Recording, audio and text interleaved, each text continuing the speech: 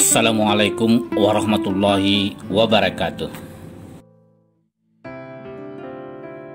Selamat datang di Didi TV.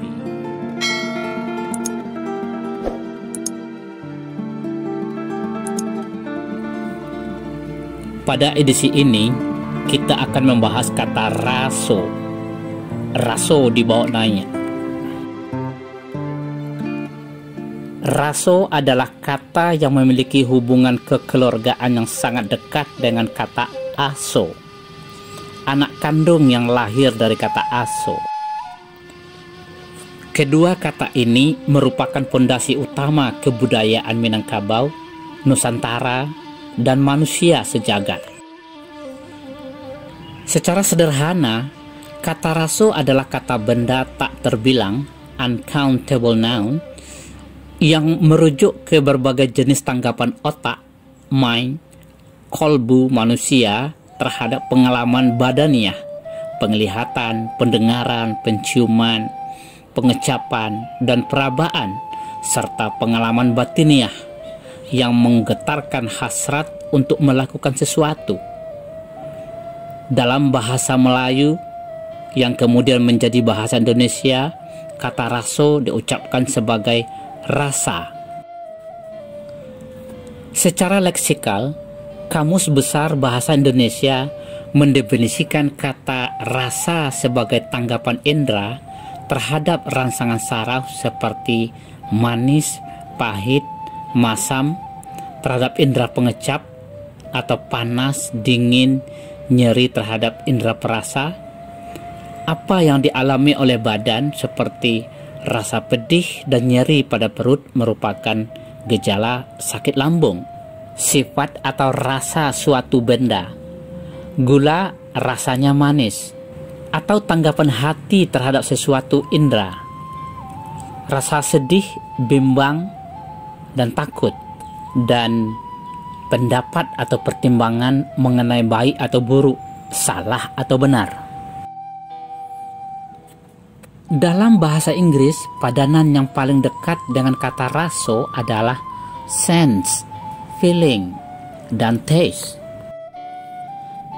Secara konsepsional, kata raso merujuk ke getaran emosi, naf, yang mendorong manusia untuk berhasrat, berkehendak, berkeinginan, berkarsa, setelah menerima stimulus atau rangsangan yang masuk melalui alat penginderaan. Karsa inilah yang kemudian mendorong, memotivasi manusia untuk bertindak, berbuat, beraksi, bekerja, atau berkarya. Seperti warna, jumlah raso yang bergejolak di dalam kolbu manusia sesungguhnya tak terbatas. Namun hanya sebagian kecil yang telah dilabeli, diberi nama oleh manusia. Rentangan varian raso di dalam kolbu manusia berada pada sebuah titik kontinum di antara dua titik ekstrim. Manis umpamanya adalah sebuah raso yang berada pada sebuah titik ekstrim dan pahit pada ujung ekstrim lainnya. Di antara kedua titik itu ada jutaan varian raso seperti kelat, amis, hambar, kecut, asam, mau, pedar, getir, gurih, legit, tawar, dan jutaan lagi yang belum diberikan nama. Begitu juga halnya dengan sedih yang terdapat pada sebuah titik ekstrim dan ria atau riang berada pada titik ekstrim lain. Sementara di antara keduanya ada pilu, lintuh, gundah, sendu, sedan, silu, haru, iba, larat, gembira, dan jutaan raso yang belum diberi nama oleh manusia. Saudara, kehadiran kata raso dalam kosakata kebudayaan Minangkabau mengindikasikan bahwa nenek moyang Minangkabau telah menyadari dan meyakini betapa getaran batin, kolbu, raso memainkan peran penting di dalam proses berperilaku, penciptaan, berkarya oleh manusia yang kita kenal sebagai kebudayaan. Raso merupakan titik paling awal dari semua proses berkebudayaan dan pengabdian kepada Yang Maha Kuasa, Tuhan Yang Maha Esa.